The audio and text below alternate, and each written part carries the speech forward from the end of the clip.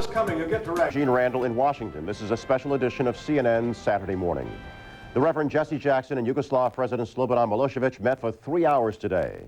Jackson went to Belgrade hoping to gain the release of 3 captive U.S. soldiers. So far, no luck. CNN's Walter Rogers joins us on the phone from Belgrade with the latest. Walter? The Reverend Jesse Jackson prayed with Yugoslav President Slobodan Milosevic, the two men holding hands and reciting the passage from Isaiah about the lion lying down with the lamb.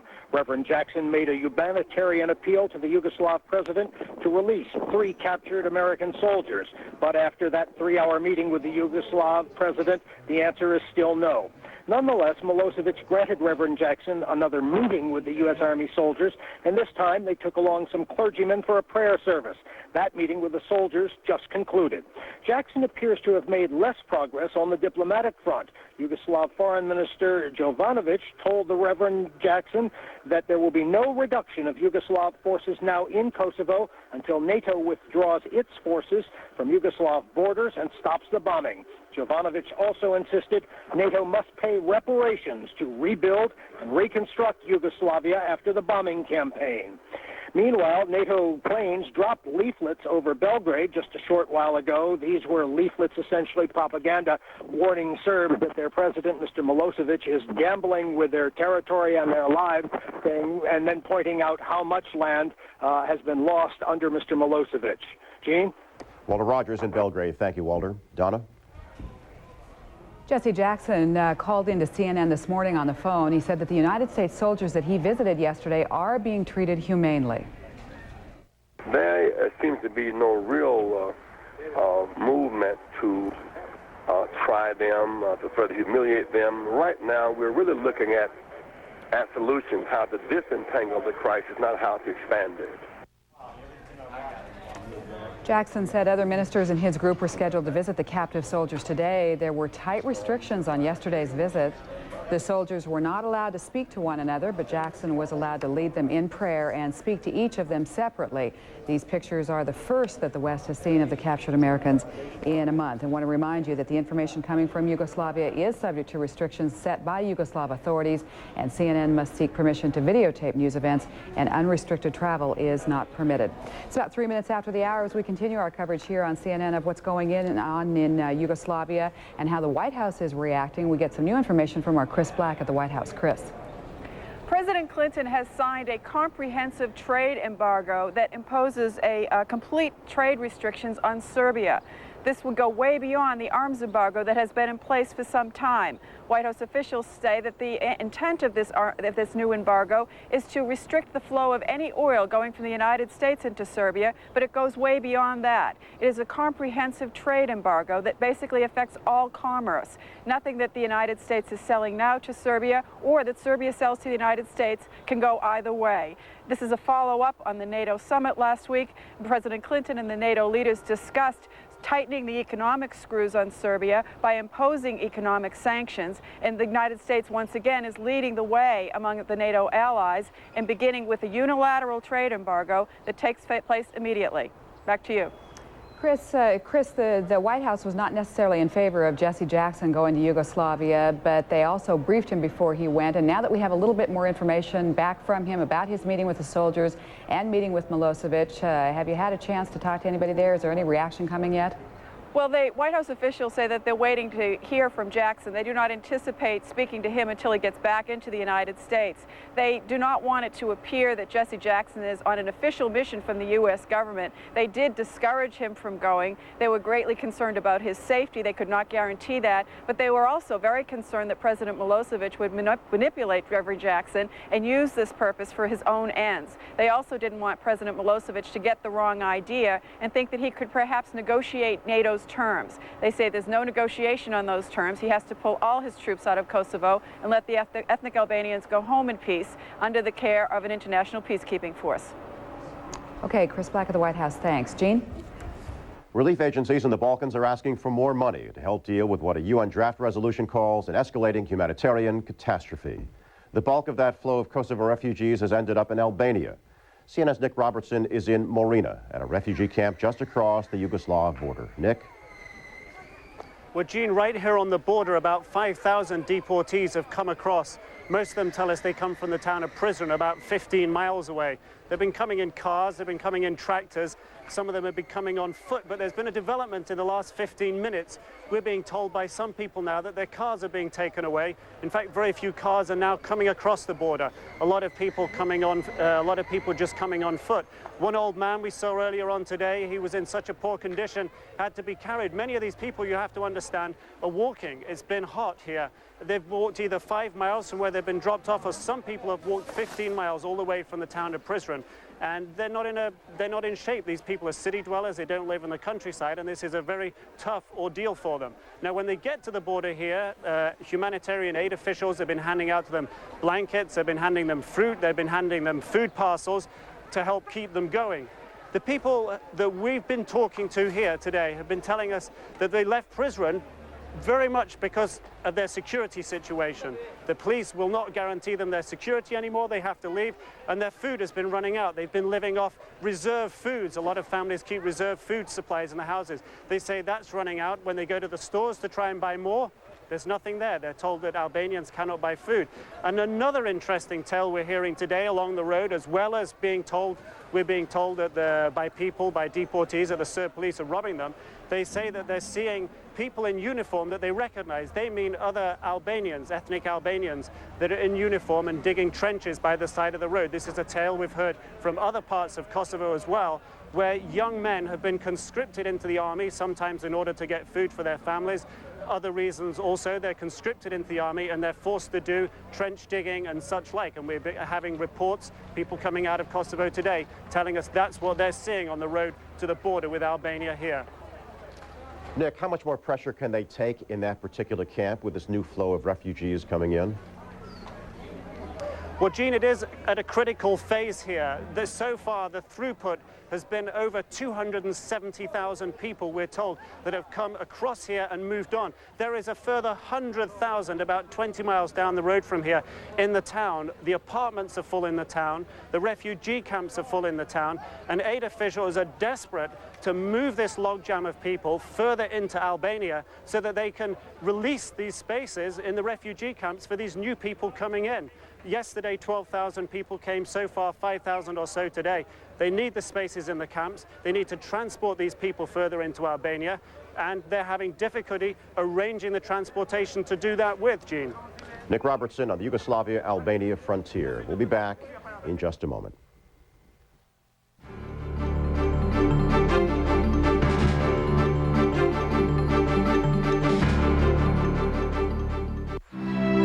So it's true, isn't it? You guys really are moving? Yeah. Well, that's just great. Well, listen, they have to sell the house first. So? Well, selling a house takes time. We'll at least have the whole summer together. You think?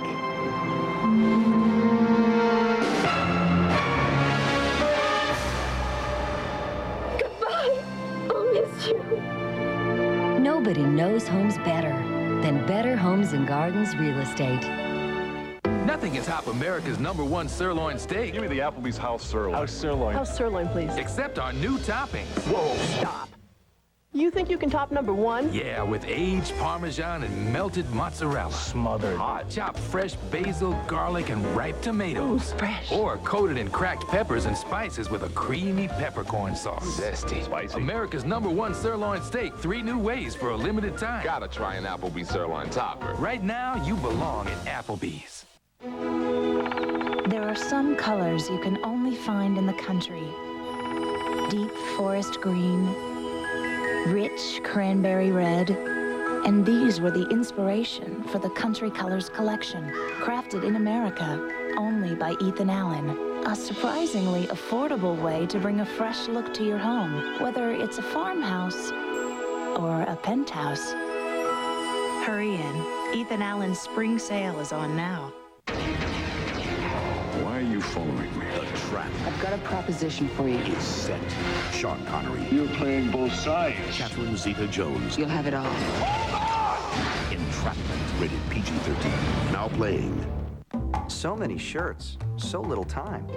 That's why LandsEnd.com has its unique Oxford Express, so you can choose just the shirt you want, click by click.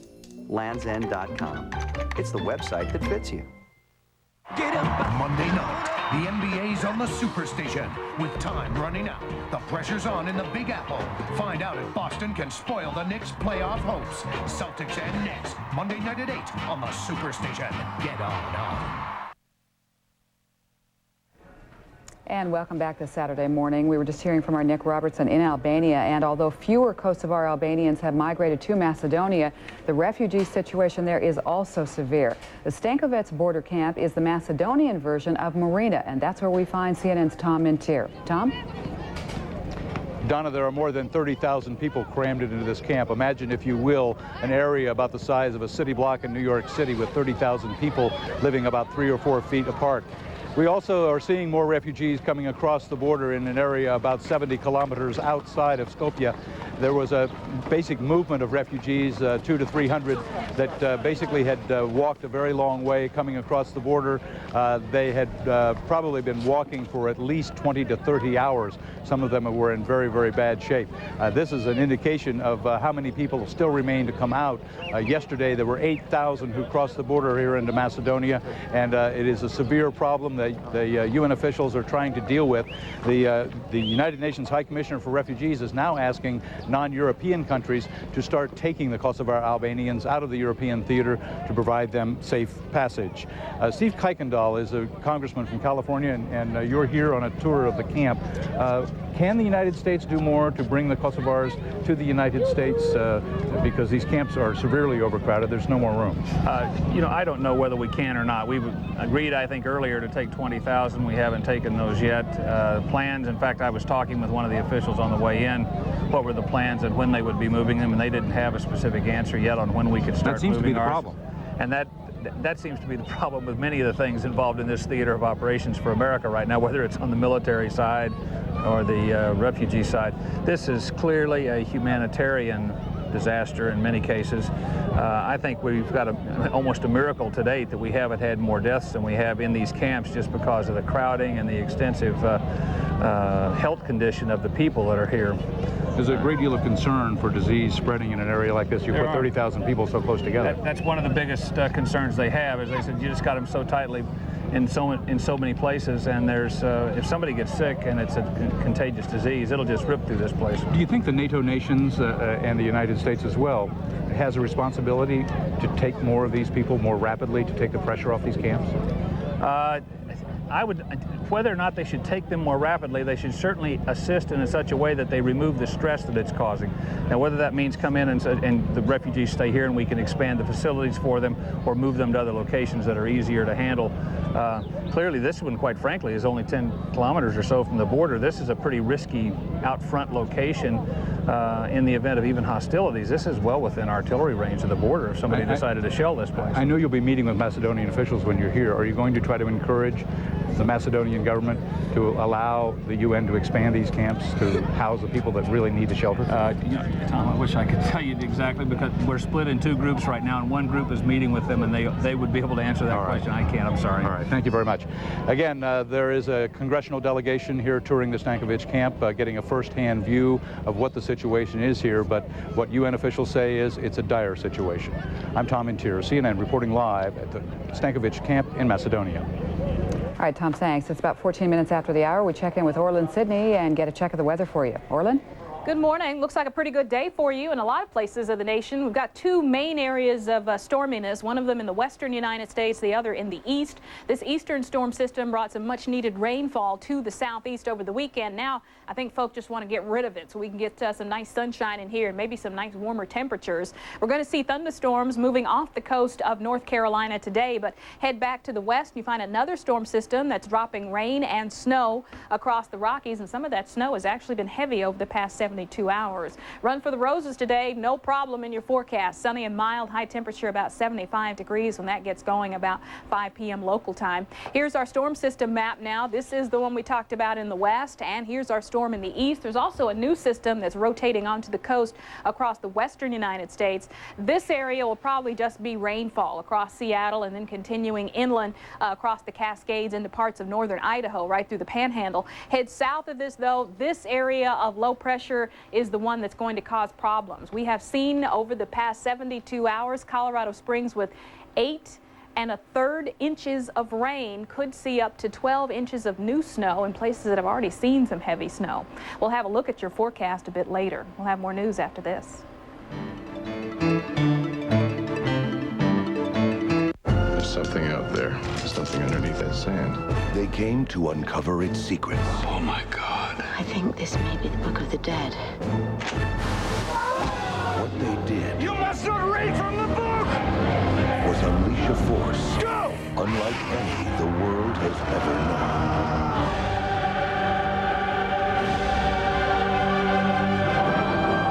The Mummy. Rated PG-13. Starts Friday. How do you furnish a room with a ceiling made of sky? A room with a chandelier of stars? And a carpet that grows beneath your feet? Introducing the affordably priced Home and Garden collections from Ethan Allen. Because the most beautiful place in your home may not be in your home at all. Hurry in. The spring sale is on now. Sunday on CNN Newsstand at a new time. Before the attack at Columbine High, 2 teens were leaving a trail of clues that few seemed to notice. A look back at the hidden signs that may have led to the tragedy of Littleton. Plus, a simple monk who some say bore the wounds of Christ. It's God who is giving a message to the world through Padre Pio. Christian Amanpour investigates the mystery and the miracle of Padre Pio. CNN in Time, Sunday now at 8, 7 Central on CNN. So it's true, isn't it? You guys really are moving? Yeah. Well, that's just great. Well, listen, they have to sell the house first. So? Well, selling a house takes time. We'll at least have the whole summer together.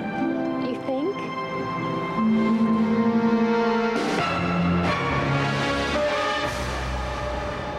Goodbye. I'll miss you. Nobody knows homes better than Better Homes and Gardens Real Estate. Hi, I'm watching you, CNN. British police have arrested a man in connection with a series of London bombings, and they say explosives were found at the suspect's home. The latest blast was last night at a gay pub in the Soho district, where 2 people died and at least 70 others were wounded. A racist group called the White Wolves has claimed responsibility for the bombing. The overwhelming probability is that the firm link that exists between the 2 bombs deployed in Brixton and Brick Lane bear very marked similarities to the recovered elements of the device so savagely deployed in the West End last night. Scotland Yard says it appears the bombers are targeting minority groups, but that all of London is at risk. Although the mayor told them to stay away, the National Rifle Association is holding its annual meeting today in Denver. It's just a few miles from the site of the Littleton school shootings. CNN's Charles Ziwi has the latest from Denver, where the NRA meeting is expected to see a protest. Charles? Morning from Denver, Donna, where the National Rifle Association is holding its annual convention.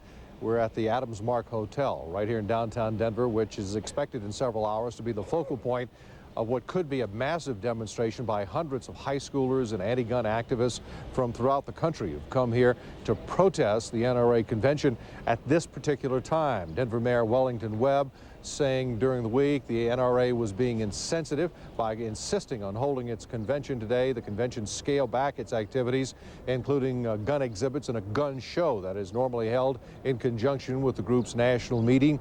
Nonetheless, the NRA insisted on having its business meeting today, despite the wishes of the city. City, in fact, even offered to pay all of their expenses if they would just go away.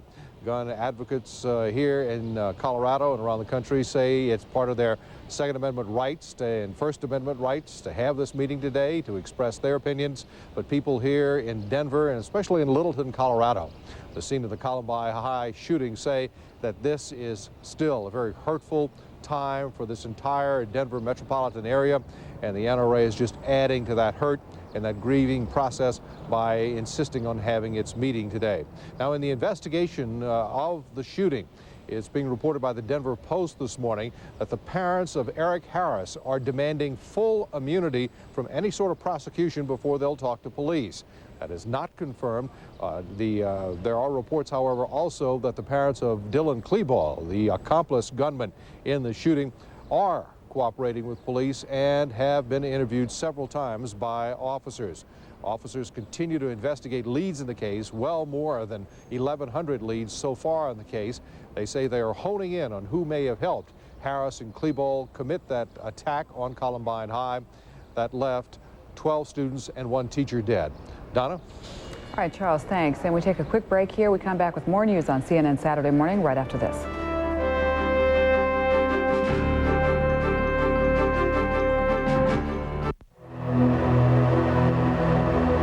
Promise you'll call me Captain.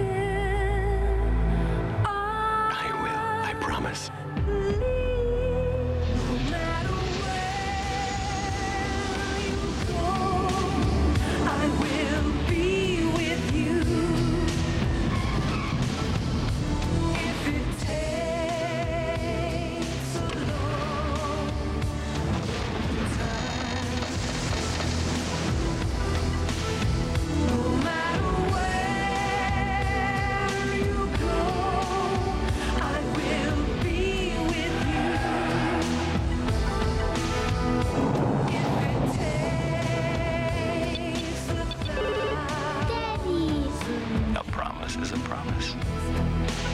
Wherever you are and whatever you do, Allianz with its global partners is the power beside you. There are some colors you can only find in the country. Deep forest green, rich cranberry red, and these were the inspiration for the Country Colors collection, crafted in America only by Ethan Allen. A surprisingly affordable way to bring a fresh look to your home, whether it's a farmhouse or a penthouse. Hurry in. Ethan Allen's spring sale is on now. The trap is set. Hold on! Entrapment, rated PG-13, now playing only in theaters. Wouldn't it be great if your computer showed how things looked on your figure? At LandsEnd.com, it can. With our unique personal model, an online dressing room. LandsEnd.com. It's the website that fits you. The first Kosovo refugees being taken in by the United States are expected to arrive in the middle of next week. Democratic Senator Frank Lautenberg in New Jersey can tell us more about that. He joins us from our bureau in New York. Senator, good to see you again. Good morning. Good morning. Those refugees will be arriving at Fort Dix in your state. Where will they go from there? Well, there's a lot of requests by those of Albanian descent to bring some of these refugees into their homes. The outpouring of support, as we've seen, even in the poverty-stricken countries like Macedonia and Albania. They open their arms. I personally visited families when I was in Albania last year who were so crowded you wouldn't believe it, but so happy that they could help one another. And that's the attitude that we're going to see. And I look forward to greeting these people. I think the United States has done a wonderful thing by opening our doors. What happens if large numbers of Kosovar Albanians ask for permanent asylum in this country? Will they get it? Should they get it? I think there's a likelihood that those, the 20,000 who are invited to come here, may achieve permanent residence here, but they have to establish proof that they have a means of support, that there are personal contacts. It's not going to be casual. We would be defeating our mission, very frankly, if we confirmed Milosevic's intent to clear Kosovo of Albanians. Senator Lautenberg, the White House discouraged it, but what is your view of Jesse Jackson's trip to Belgrade? Well, I'm not sure that he won't be forced to carry a message that misconstrues the reality. I have great respect for Reverend Jackson, and I think he probably did something that he felt was absolutely right. But there's a question about whether or not we see him used for a propaganda message from the Yugoslavian government. Senator John McCain of Arizona and your Democratic colleague Joe Biden of Delaware have co-sponsored a proposal that would authorize the use of all necessary force in Yugoslavia, apparently including ground troops. Now we're told we will see 4 hours of debate before the proposal is tabled. Is this a case of the Senate not willing to take a position, or is it something else? Well, we don't know yet. I think that message could carry. It's going to take some work. But when Senator McCain says that we ought to do something militarily, he's an expert. You know, he spent 6 years as a captive of the North Vietnamese. And I think that they can win support. Frankly, I am one of those who says that we should, if necessary to do the task that we want, bring in ground troops. The case has to be made. The longevity of the length of the exercise has to be fairly clear, the cost, etc., what might be expected by way of casualties. But I think the mood is there. We're seeing that this bombing program is somewhat effective. It's taking a lot longer, but thank goodness we're protecting our service people.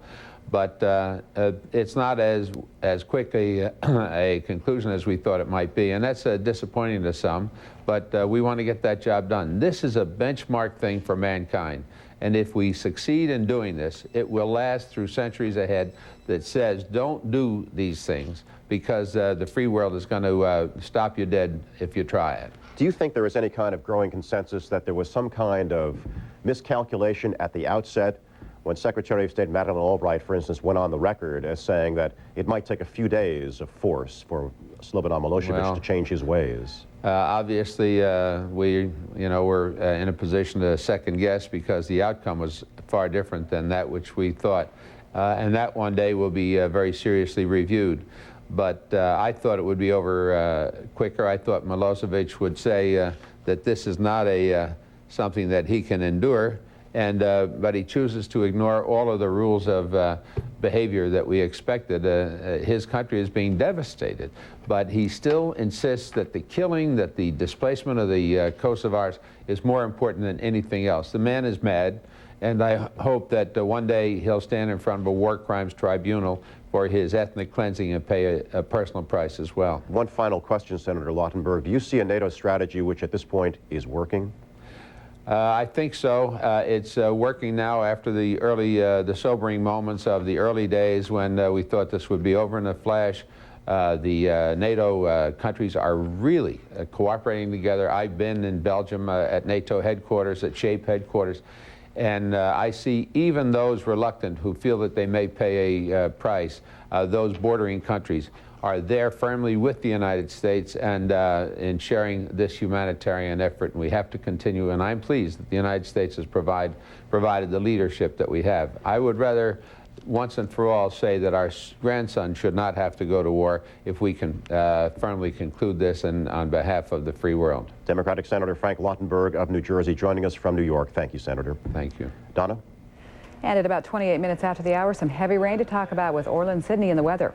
That's correct. We've got two areas of very slow-moving low pressure, one of them in the west, the other in the east. This one has managed to keep cloudy skies over the eastern United States since about midweek. This one is still rotating its way very slowly through the Four Corners area, and some areas of heavy rain have been recorded again since Wednesday, over 8 inches in some areas. A mix of rain and snow is expected across most of the Four Corners region to the north. Could see maybe another foot of snow in high elevations. We're looking at about 2 inches liquid equivalent. So maybe 6 to 10 inches in some areas there. South of this, we'll see thunderstorms and maybe 1/4 to 1/2 inch accumulations across southern Texas. Back to the northwest, another Pacific storm system could mean about 1/4 inch of rainfall, some showers in the higher elevations. And again, our eastern storm system, we hope, is finally going to be making its way offshore, even though now it is occluded. It's pretty slow moving, and it looks like it's going to be slow to drift off the coast as high pressure builds into the eastern U.S. for Sunday. The good news is we are starting to see some sunshine in areas that were rainy and cloudy yesterday. Atlanta is sunny currently, as is Chattanooga down towards Birmingham. Out in the west, not too much luck with the sunshine, especially across eastern portions of Arizona and New Mexico. You've got some cloudy skies wrapping all around that low pressure center. Here's the forecast map then. We take our front or trough and move it out of the Rockies and push it into the Plain States later today and going into tomorrow. Notice now we'll see showers and thunderstorms across Texas, northward into South South Dakota, with a mix of rain and snow to the Pacific Northwest. Here's a look at some local forecasts.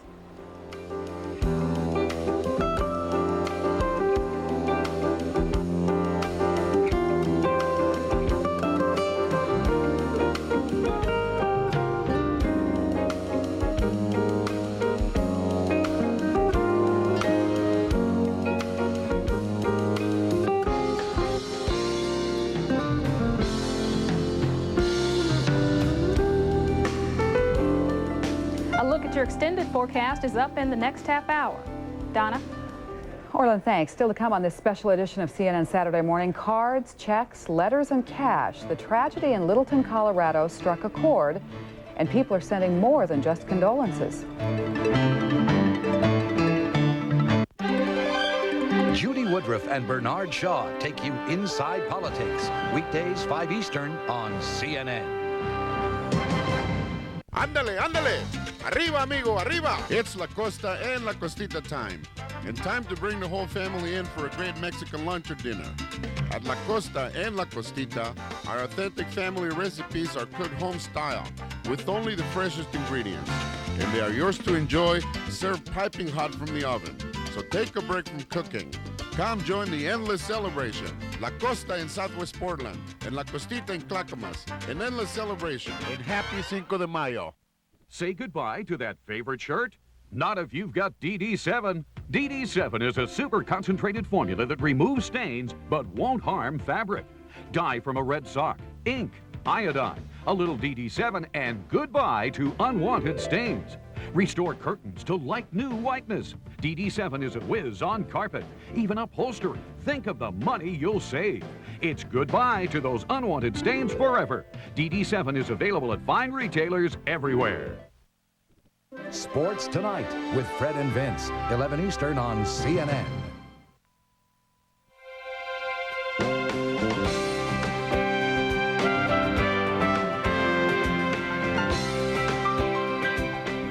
And welcome back to a special edition of CNN Saturday Morning. I'm Donna Kelly at the CNN Center in Atlanta. And I'm Gene Randall in Washington. Here is an update of the hour's top story. The Reverend Jesse Jackson and Yugoslav President Slobodan Milosevic met for about 3 hours today in Belgrade. But Jackson was unable to convince Milosevic to release 3 captive U.S. soldiers. Jackson told CNN the Serb leader insists NATO stop its air raids on Yugoslavia before he will free the Americans. My appeal was that he consider releasing the 3 Americans held hostage as a bold diplomatic gesture. And in that gesture, himself go on the offensive and make clear his own case about the will for a diplomatic solution. We'll know later today what his final decision will be. Jackson met with the 3 U.S. servicemen on Friday. He says they are being treated humanely. And the families of the 3 U.S. soldiers held in Yugoslavia have waited anxiously for news about their loved ones. And CNN's Jim Hill says that Jesse Jackson's trip to Belgrade gave new hope to at least one soldier's mother. It was an image that kept Vivian Ramirez's eyes fixed on the television screen. Praying for our families to be relieved, knowing that we are alive. With colleagues in a school library, she watched a videotape of her son Andrew and 2 other POWs during the soldiers' visit with Reverend Jesse Jackson in Belgrade, Yugoslavia. He's okay. Just that he's okay. He's well. Staff Sergeant Ramirez, Specialist Stephen Gonzalez, and Staff Sergeant Christopher Stone met together and then separately with Reverend Jackson and members of the U.S. delegation. You can shake hands now. As Vivian Ramirez, her friends and colleagues viewed the videotape, it was 1 month since the 3 soldiers were captured along the border of Yugoslavia and Macedonia. Ramirez and the other POWs said they were receiving 3 meals a day in their separate cells in a military prison. The sergeant's mother said her hijo, Spanish for son, looked healthy, and she was pleased that he and the other soldiers smiled during their meeting with Jackson. He looks very healthy. He's smiling. With Jesse Jackson, I'm glad that he went out there, was able to talk to him. The Jackson delegation is hoping to gain the soldiers' release on humanitarian grounds. It does not represent the U.S. government and does not have the support of the White House. But clearly, Vivian Ramirez and her friends are hoping for the best and were encouraged by what they saw and heard. Jim Hill, CNN, Montebello, California. On day 38 of the air campaign against Yugoslavia, NATO says it attacked vital links of President Slobodan Milosevic's government, targeting communications facilities, oil depots, and bridges throughout the country, including Kosovo. Meanwhile, Serb media are reporting NATO missiles exploded near a police station in Pančeva, blowing out windows at a nearby hospital. There were no reports of injuries.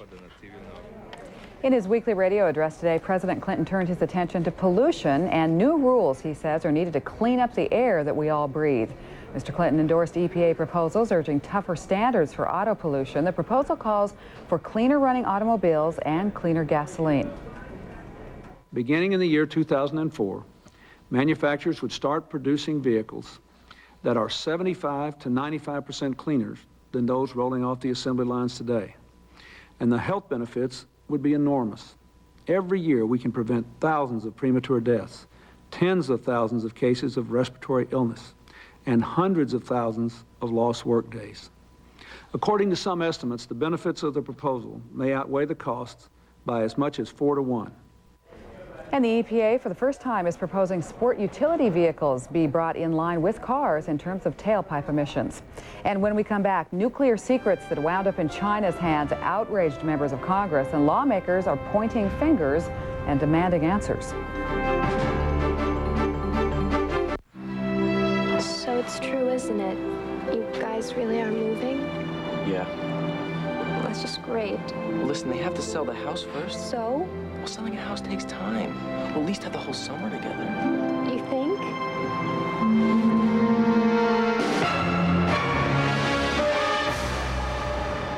Goodbye.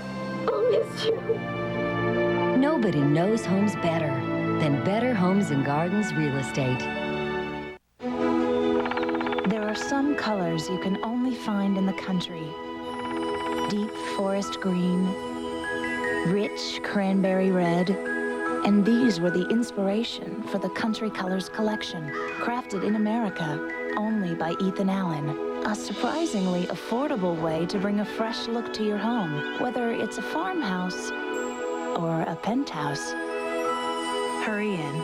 Ethan Allen's spring sale is on now.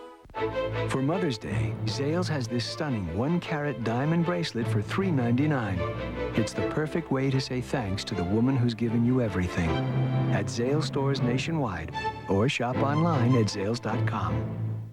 Yeah, I've been having this problem with my girlfriend. It's diarrhea. Get it, and you want it gone. Really good listener. Imodium Advanced combines 2 medicines that relieve diarrhea plus cramps and bloating faster. Was I right to invite my mom to my honeymoon? Absolutely. Imodium Advanced. Today, as the healing begins in Colorado, a very special program for you and your children. Hear what our kids say about violence, death, and what we can do to make our schools safer. A CNN town meeting today, 3:30 Eastern on CNN. What is your name? Victor Frankenstein. You know the story. Now, see the most terrifying Frankenstein movie ever. What's out there? Mary Shelley's Frankenstein. Tomorrow night at 8 on TNT. We turn now to the growing revelations of security breaches in the U.S. nuclear weapons program. A scientist suspected of giving classified information to China was fired last month. But from Capitol Hill, Candy Crowley reports the warning flags were up long before that. On Capitol Hill, they are running out of words to describe their reaction. It's mind-boggling. I think this is an egregious breach of security. Absolutely inexcusable. Heads should roll. Somebody bungled it. This much is known. America's most sensitive nuclear secrets have been compromised. We have such good security agencies, and how this one slipped by with advance warning is something that one has to question. Here is part of the story. Sources say the FBI opened a file on a man named Wen Ho Lee in 1983. Lee, then a new employee at the Los Alamos nuclear facility, made what the Bureau thought was a suspicious phone call. But a source says Lee passed a lie detector, and that was that. Until 1996, when the FBI began to investigate possible efforts by the Chinese to obtain U.S. nuclear secrets. Lee's name resurfaced. The FBI sought permission to wiretap Lee's home. The Justice Department said no. When something is turned down in the Justice Department dealing with national security, it ought to go all the way up to the President of the United States. Last month, 3 years after the investigation began, Lee was fired from Los Alamos. He has not been charged with anything. His lawyer says he is innocent. According to the FBI, a search of Lee's computer in March showed top-secret information about nuclear weaponry was in an insecure file. Why wasn't that computer monitored within the Department of Energy? They knew, if you will, that the suspect was being evaluated by the FBI. The FBI now says this is top priority. As a half dozen or so congressional committees search for answers, they fear the one they'll get to the most troubling question. Is what we know now the end of it, or just the beginning? Candy Crowley, CNN, Capitol Hill. And still ahead, the Kentucky Derby gets underway in a matter of hours. We'll talk about the uniqueness of this year's competition. So it's true, isn't it? You guys really are moving? Yeah. That's just great. Well, listen, they have to sell the house first. So? Well, selling a house takes time. We'll at least have the whole summer together. You think?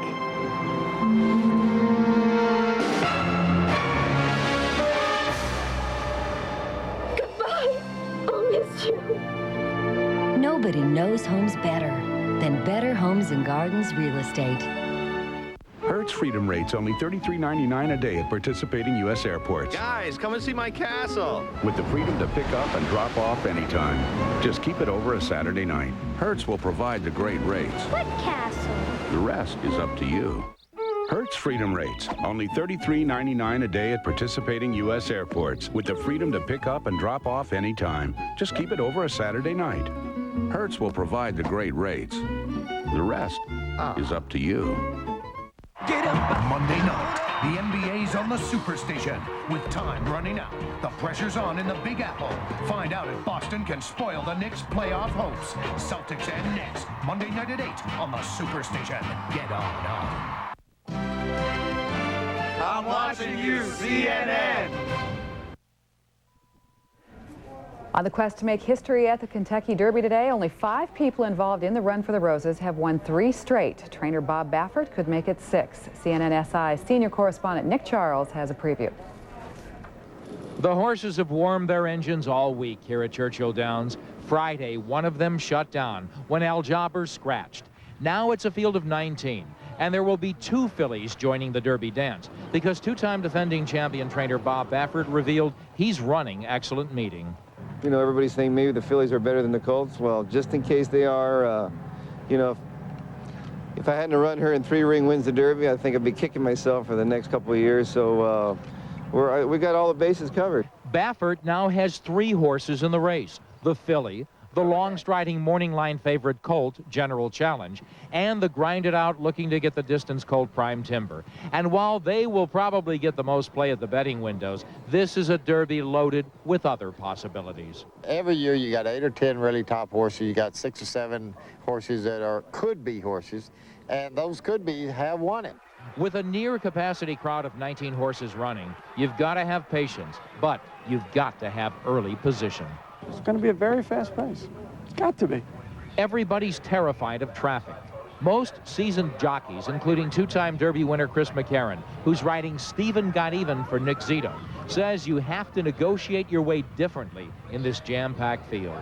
It's easy to hit that panic button and move too early, but you have to know how long to sit and when to move. But the number one emotion is aggressiveness. You have to get in there, and you got to be ready to pounce on opportunities when they present themselves. Inevitably, it never works out the same on the racetrack as it looks like it will on paper. So we've got an idea about how it should unfold. The keys then are putting yourself in the best position to win at 1.25 miles, plus getting the right trip.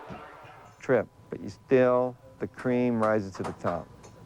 At the end, the good, the fit, sound horse gets the money. The final factor is the horse. All of them have heart, but none of them can fly start to finish in the longest race of their young lives. Will they run fast enough when their riders need them to? Because none of the Derby horses have been willing or able to tell us about it. We'll just have to wait and see. At the Kentucky Derby, I'm Nick Charles. And the 125th Kentucky Derby gets underway this afternoon with a field of 19 horses. Stephen Got Even was an early favorite, but no favorite has won the Derby since Spectacular Bid 20 years ago. Joining us from Louisville, Kentucky to talk about it is Kim Goodwin of the Thoroughbred Owners and Breeders Association. Kimber, good morning. Good morning. How are you? I'm real good, thanks. Hope you're the same. What happened to the 20th horse that got scratched? Well, he had been, to say obstreperous would be putting it mildly, all week. This horse has been out of control in his morning workouts. Yesterday, he was even worse. There were only 100,000 people here yesterday. They're expecting over 150,000 here today. This horse just didn't have it mentally. He hasn't had a race yet in 1999, and they thought it was in the best interest of the horse to keep him in the barn today. But this was not the horse that was under investigation, right?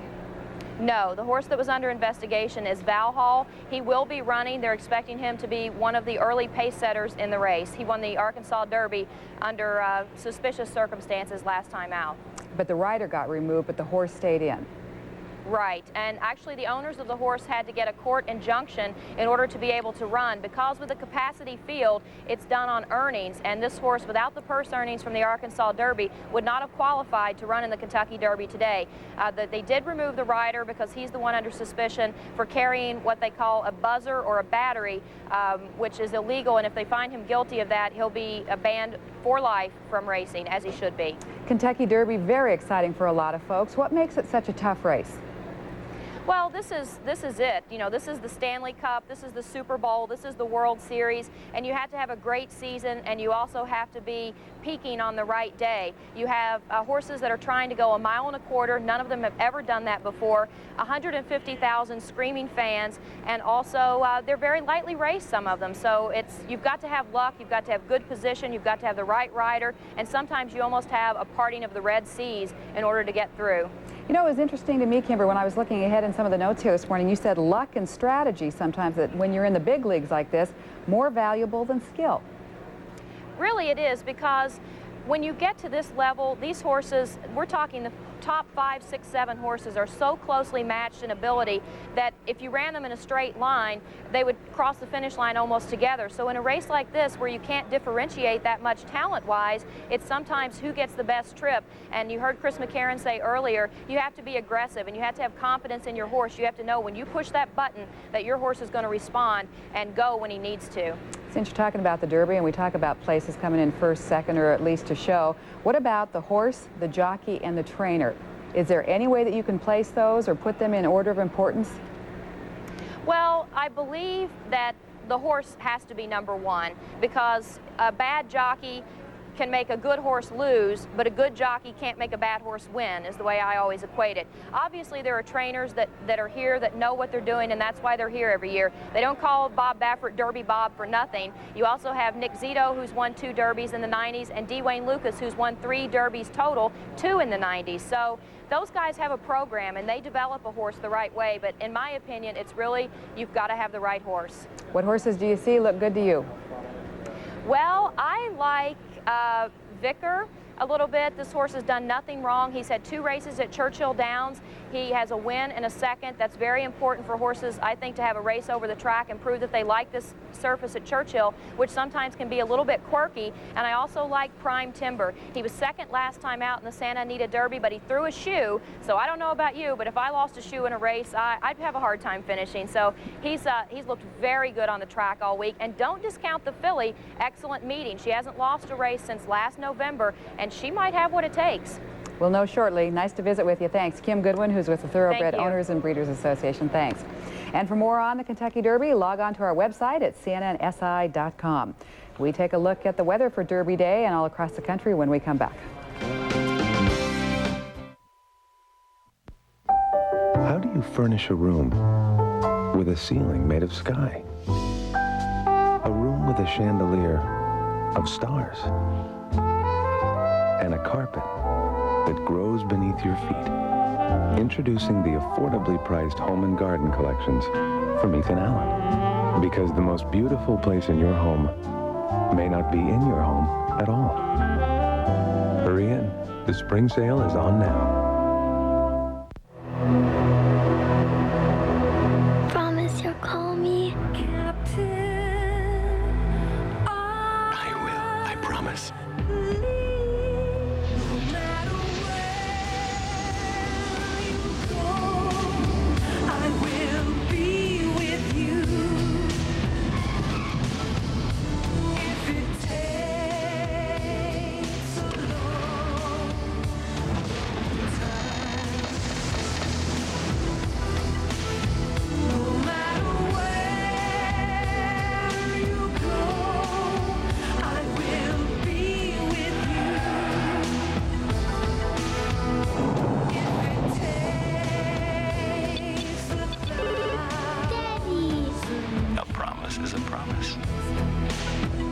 you are and whatever you do, Allianz with its global partners is the power beside you.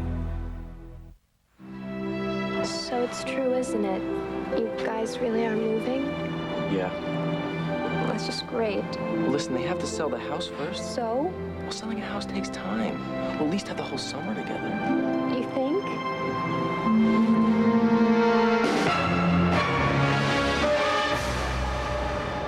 Goodbye. I'll miss you. Nobody knows homes better than Better Homes and Gardens Real Estate.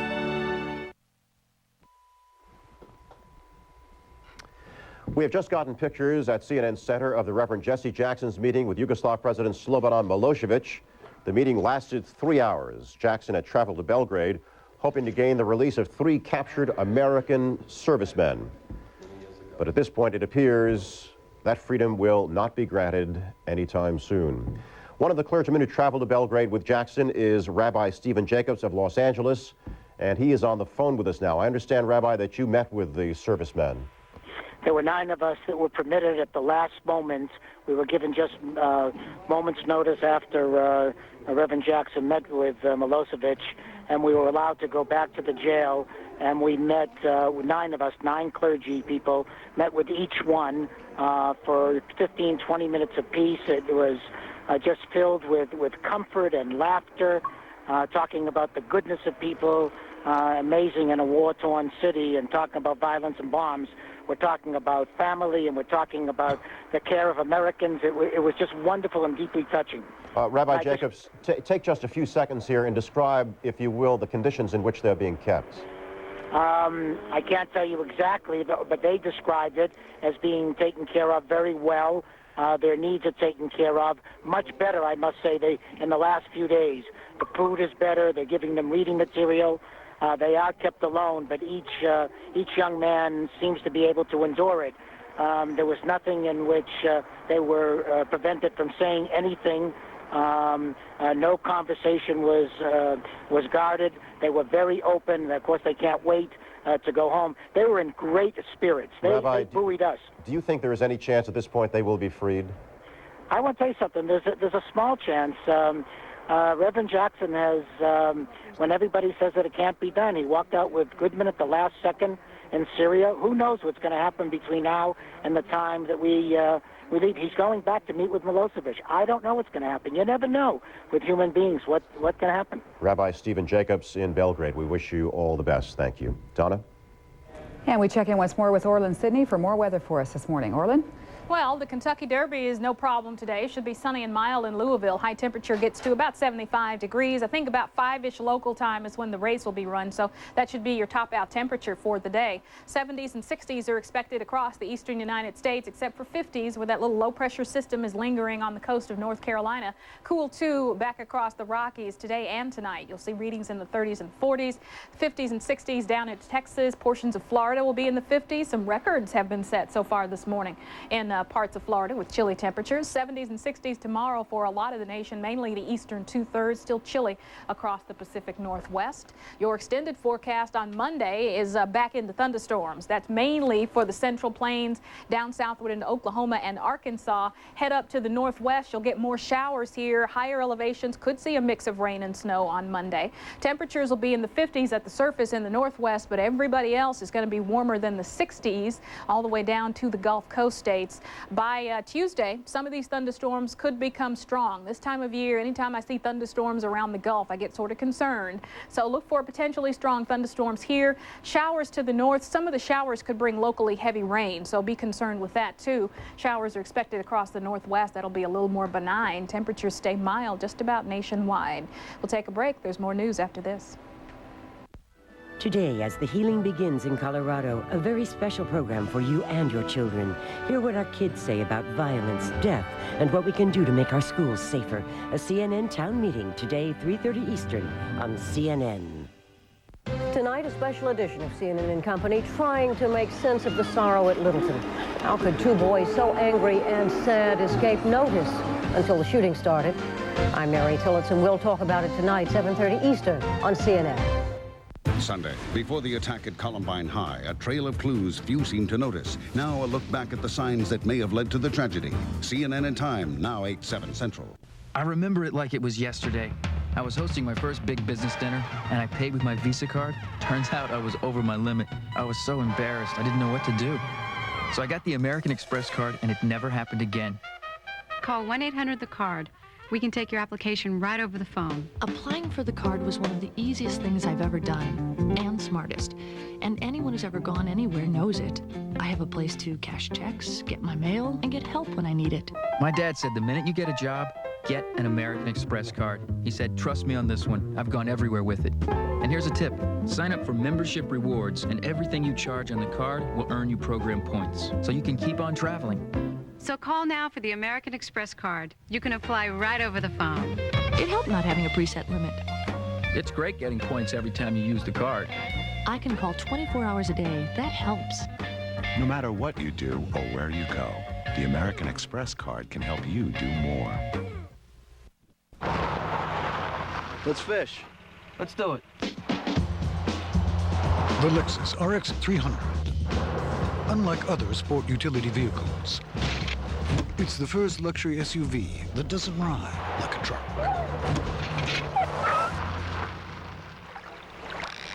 We're out of here. Yeah. What? The RX 300 at Lexus of Portland. This is the most important comfort feature in a new car. Because if you're not comfortable with the payments, you'll never be comfortable with the car. Well, right now, during the $5 million inventory reduction at Hillsborough, Chrysler, Plymouth, and Jeep, we're offering some incredibly low payments. A great selection of Grand Cherokees from just $225 a month. And we have hundreds of top-quality pre-owned vehicles with payments as low as $79. The $5 million inventory reduction. Hurry, they're selling fast at Hillsborough, Chrysler, Plymouth, and Jeep. Early Edition with Carol Lynn and Leon Harris. Weekdays on CNN. In the aftermath of the school massacre in Littleton, Colorado, people throughout the country are donating money to what is being called a healing fund. Here is CNN's Don Knapp. At first, designers wondered if they had made the right decision, producing a T-shirt to remember shooting victims and their families, while trying to raise some money for them. 1 week and 40,000 T-shirts later, we're hoping to donate somewhere in the neighborhood of $200,000. Columbine, there's hope for you. Remember Columbine students Steve and Jonathan Cohen singing at the memorial service? Their song, Friend of Mine, is now on disc. The first 10,000 CDs arrive Friday. Sales are expected to raise more than $100,000 for the school district's Jefferson Foundation. Yes, they're going very fast, and it's a beautiful site. It says, please let me know if there's anything more I can do, and God bless you all. Donations since the shooting have already added nearly $200,000 to the foundation's accounts. When you come into Sears, if you make any kind of donation, we will scan a barcode. The Littleton Sears store lets customers make a direct donation at cash registers and promises to match customer and employee contributions to $50,000. Another store, JCPenney's, has already made a corporate gift of $100,000 to the Healing Fund. This check is for $51,190. And from across the United States and around the world, money just shows up in the mail. The Healing Fund has tallied $700,000 so far. It will be used for a variety of family needs now and in the future. There are times when it's going to hit families real hard. Going back to school, graduation, proms, going back to school in the fall, the first football game. Those are going to be times that are going to hit people very, very hard. The money began to flow nearly as soon as the shooting stopped. There was no appeal, no call for cash. People everywhere wanted to do something.